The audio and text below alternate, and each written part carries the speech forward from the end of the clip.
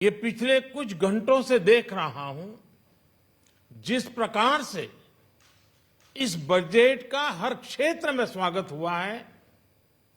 सामान्य मानवी की जो सकारात्मक प्रतिक्रिया आई है उसने जनता जनार्दन की सेवा का हमारा उत्साह अनेक गुना बढ़ा दिया है। जीवन के हर क्षेत्र में आधुनिकता आए, टेक्नोलॉजी आए, जैसे किसान ड्रोन हो, वंदे भारत ट्रेन हो, डिजिटल करेंसी हो, बैंकिंग के क्षेत्र में डिजिटल यूनिट्स हो, 5G सर्विसेज का रोल आउट हो, नेशनल हेल्थ के लिए डिजिटल इकोसिस्टम हो।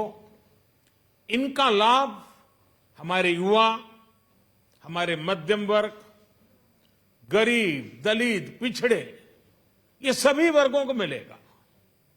इस बजट का एक महत्वपूर्ण पहलू है गरीब का कल्याण।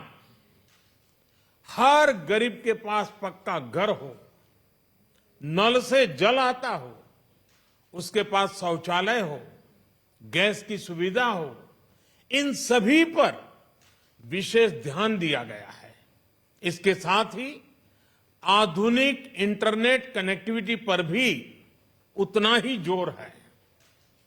जो भारत के पहाड़ी क्षेत्र हैं, हिमालय का पूरा पट्टा, जहां जीवन आसान बने, वहां से पलायन ना हो, इसे ध्यान में रखते हुए भी नई घोषणा की गई है।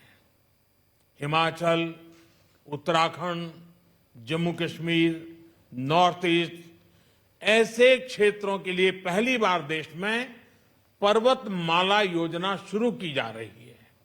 ये योजना पहाड़ों पर ट्रांसपोर्टेशन और कनेक्टिविटी की आधुनिक व्यवस्था का निर्माण करेगी और इससे हमारे देश के जो सीमावर्ती गांव है, बॉर्डर के गांव है, जिसका वाइब्रेंट होना जरूरी है, जो देश की सिक्योरिटी के लिए भी आवश्यकता है, उसको भी बहुत बड़ी ताकत मिलेगी। भारत के कोटि कोटि जनों की आस्था मां गंगा की सफाई के साथ साथ किसानों के कल्याण के लिए एक महत्वपूर्ण कदम उठाया गया है। उत्तराखंड, उत्तर प्रदेश, झारखंड, बिहार, पश्चिम बंगाल, इन राज्यों में गंगा किनारे नेचुरल फार्मिंग को प्रोत्साहन दिया जाएगा। इससे मां गंगा की सफाई का जो अभियान है, उसमें मां गंगा को केमिकल मुक्त करने में भी बहुत बड़ी मदद मिलेगी। बजट के प्रावधान यह सुनिश्चित करने वाले हैं कि कृषि लाभप्रद हो, इसमें नए अवसर हो, नए एग्रीकल्चर स्टार्टअप्स को प्रोत्साहन देने के लिए विशेष फंड हो, या फिर फूड प्रोसेसिंग उद्योग के लिए नया पैकेज। इससे किसानों की आय बढ़ाने में बहुत मदद मिलेगी।